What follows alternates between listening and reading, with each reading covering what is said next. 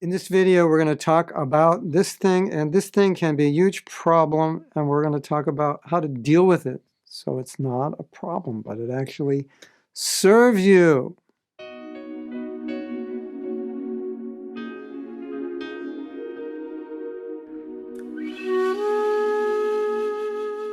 We always talk about controlling the mind, but more important, or additionally, is controlling our intention, is controlling our attention. So many thoughts are going in and out of our mind. And so we have thoughts which are, let's just say, not good.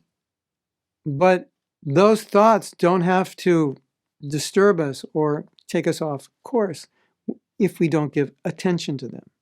That's number one. Number two, which this is so simple, but we often don't think this way, we are dealing with all these thoughts that are coming to us.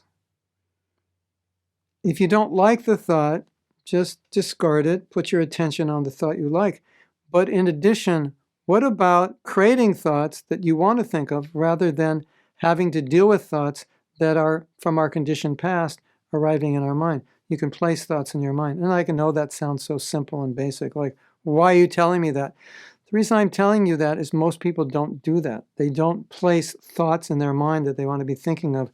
They get tormented by thoughts they don't want and controlled by that. Now, in the Gita, Krishna says, mind, intelligence, control the mind by intelligence. Sometimes it's translated as higher self, but I understand Prabhupada didn't like that translation.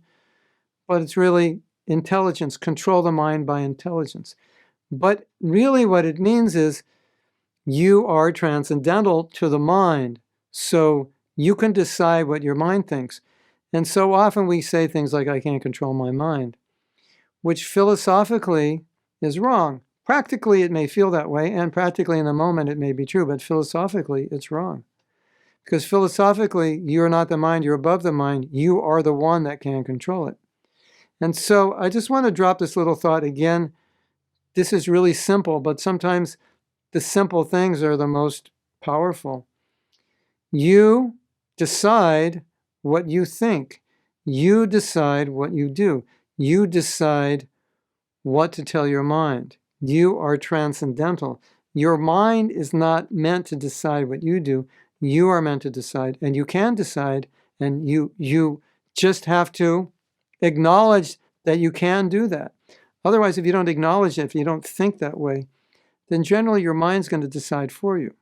And you're going to feel like, I have to do what my mind says. Now, what happens is the mind convinces you, it takes your identity away from I am spirit soul to the identity that I am mind.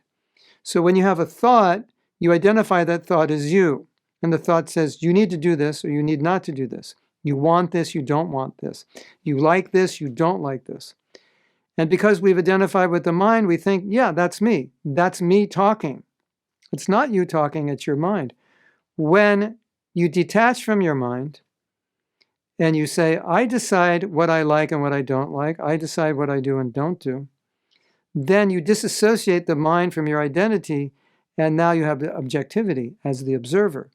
But when you lose that objectivity, then whatever your mind says, that's just what you do. Your mind actually steals your identity.